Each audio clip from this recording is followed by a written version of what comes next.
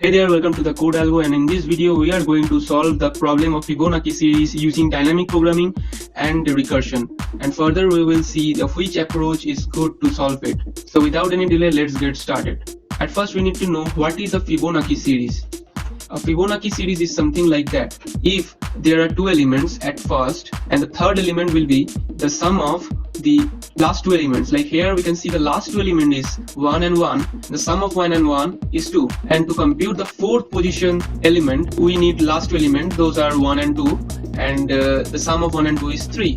Thus we have to compute the all values, and the fifth element will be like 5, and the sixth element will be 8, and so on. Now we'll try to solve this problem at first using recursion. So let's write the code. We will declare a function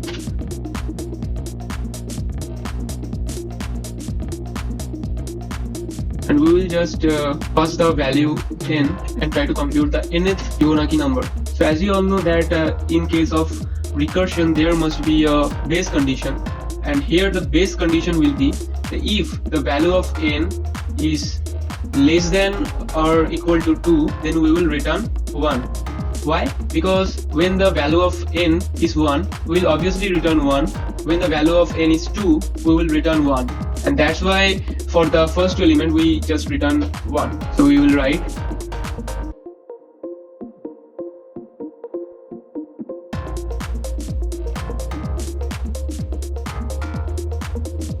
and for the rest of the cases we will just return the last element and the element before the last element. How we will do that? Obviously using recursion.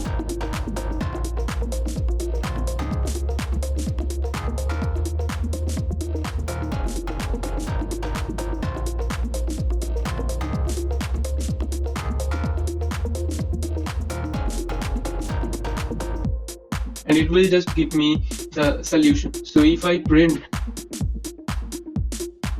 and pass the value 6, then let's see what is the output. So here we can see the output is 8 and the sixth element is 8. So let's check it. 1, 2, 3, 4, 5, 6. So sixth element is 8. So our solution is correct. Now let's try to solve this problem using dynamic programming. So before that we need to know what is dynamic programming.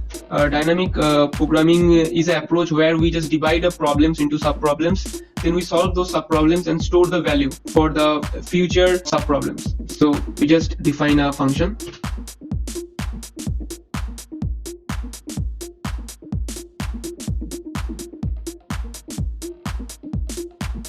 As I already told you that here we solve the sub-problems and store it. So for that we just declare an array. At the beginning we have to give some values.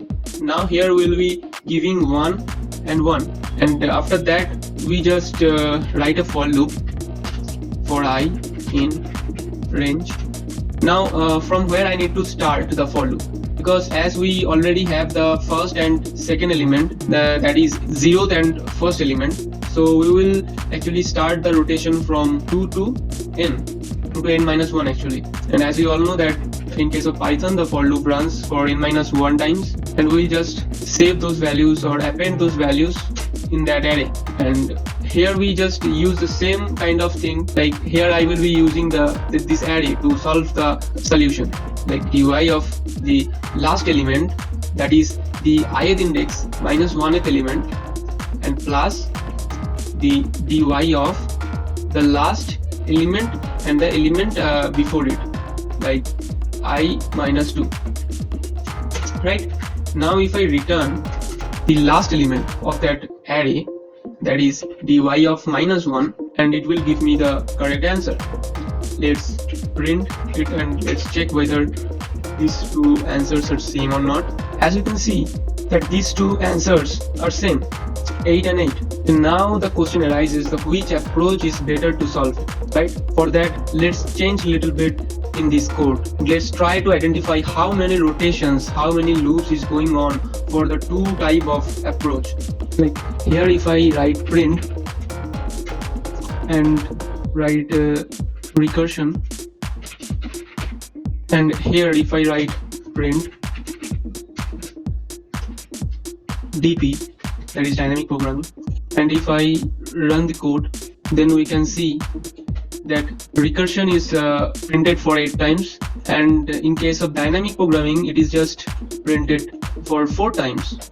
So to solve a same problem, recursion is taking much longer time, and in case of dynamic programming it is taking much less time than recursion. So we can say that dynamic programming is very efficient than recursion. So this all for this video. If you like this video, then hit the subscribe button, share this video, and if you want some videos on your topic, then just write a comment and I will make a video on it. Till then, goodbye.